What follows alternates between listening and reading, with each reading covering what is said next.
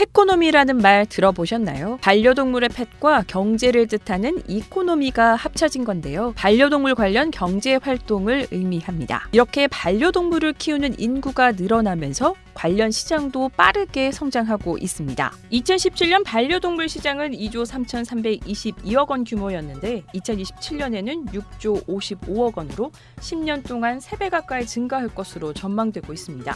오늘은 이 반려동물 시장 가운데 헬스케어 시장을 좀 더 집중해서 살펴보고자 합니다. 사람과 마찬가지로 반려동물의 웰빙과 웰다잉에 대한 관심이 커지면서 이 시장도 블루오션으로 주목받고 있지요. 국내 동물의약품 시장도 2017년 1조 원을 돌파한 후 해마다 5%가량 증가하고 있습니다. 하지만 아직 글로벌 시장에서의 비중을 살펴보면 상당히 규모가 작습니다.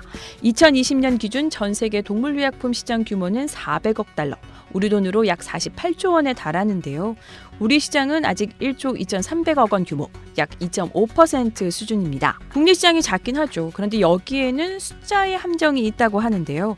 허주형 대한수의사회 회장의 설명 들어볼까요? 반려동물 시장에 약품들이 많이 없어요. 우리나라는 대부분의 반려동물은 약이 없으니까 인체용 약을 가져와서 쓰고 있습니다.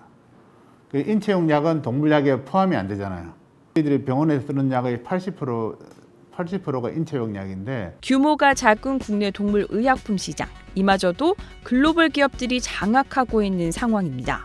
글로벌 기업의 시장 점유율이 70%에 달하는데요. 글로벌 제약사들이 이미 시장을 꽉 잡고 있어서 진입이 어려운 시장으로 분석하고 국내 기업들은 이 동물의약품 사업 진행을 선뜻 추진하지 못했는데요. 글로벌 회사들이 지금 우리 반려동물에서 계속 1위부터 10위까지는 거의 다 글로벌 회사들이 잡고 있습니다. 그래서 국내에서는 이 약들을 만들기가 굉장히 어렵고요. 또 심지어 우리나라가 외국에 동물약을 많이 수출하잖아요. 근데 완제품보다는 그 원재료가 더 많은 편입니다.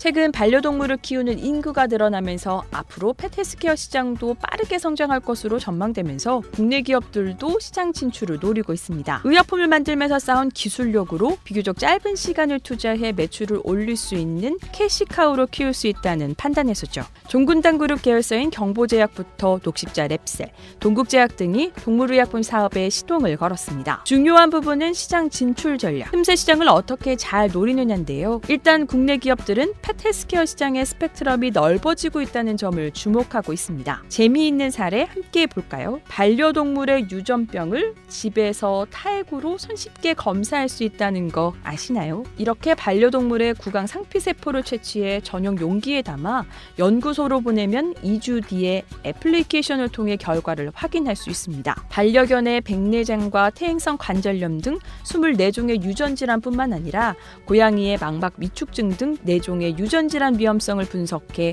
보통과 주의, 경계 등의 지표로 알려준다고 합니다. 기존의 강아지나 고양이들이 동물병원을 방문해서 진단검사를 받았던 기존의 시스템과 다르게 이젠 집에서 간편하게 손쉽게 핸드폰 어플리케이션 하나로 반려동물의 건강 상태를 확인하고 결과까지 확인할 수 있는 시장을 저희가 새롭게 개척했다고 보시면 될 것 같습니다. 이렇게 바이오 기업들이 IT 기업들과 손잡고 기존에 없던 새로운 시장들을 만들어가고 있는 겁니다. 자, 이제 궁금한 것. 우리 제약 바이오 기업들이 이 펫헬스케어 시장에서도 경쟁력이 있느냐입니다. 이미 펫헬스케어 시장에서도 그 존재감을 드러내고 있는데요. 그것도 국내가 아니라 세계 시장에서 말이죠. 세계 최초의 반려동물 전용 신약을 국내 기업들이 내놓고 있는 겁니다. 대표적인 사례 짚어볼까요? 반려견 인지기능 장애 증후군, 우리가 흔히 말하는 치매를 치료하는 약이 세계 최초로 국내에서 나왔습니다. GNT 파마의 제다큐어라는 약인데요.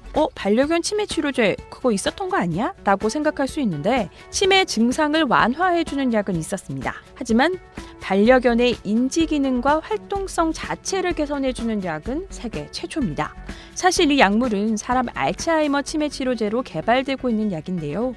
먼저 동물의약품으로 나온 겁니다. 알츠하이머 치매 원인인 아밀로이드 플라크와 뇌신경 세포 사멸을 모두 줄이는, 다시 말해 다중표적 뇌세포 보호 신약입니다. 제다큐어 임상에 참여한 수의사와 이야기를 한번 나눠봤는데요. 네, 저의 경우에는 이 신약의 초기 단계부터 마지막 승인 단계까지 거의 전과정 연구에 참여를 했었어요. 이미 임상 데이터상에서는 기존 치료보다 월등한 효과를 확인할 수 있었고요. 임상을 진행하면서 느꼈던 점은 초기에 약효를 반신반의했던 보호자분들께서 치료 중에 이미 아이들이 좋아지는 걸 보고 놀라워하시고 기뻐하시는 모습을 많이 봤습니다. 따라서 이제 시장에 출시가 된다면 실제 보다 많은 환자 보호자분들께 새로운 희망이 될 것으로 전망하고 있습니다. 제다큐어의 해외 판매에 관심을 보이는 빅파마들이 많다고 합니다. 현재 회사는 이중 한국과 해외 판매 논의를 하고 있다고 하는데요. 4월부터 본격적인 판매가 시작된다고 하는데 이 약이 나왔을 때 시장에 어떤 반향을 일으킬지 기대가 됩니다. 블루오션으로 떠오른 펫헬스케어 시장. 국내 기업들은 스펙트럼이 넓어지고 있는 이 시장 흐름에 발맞춰 틈새 시장을 공략하며 빠르게 시장에 진입하고 있습니다. 또한 세계 최초 토종 동물 의약품 등을 선보이며 글로벌 펫헬스케어 시장 선도에 대한 기대도 높이고 있습니다. 지금까지 여의도 약방이었습니다.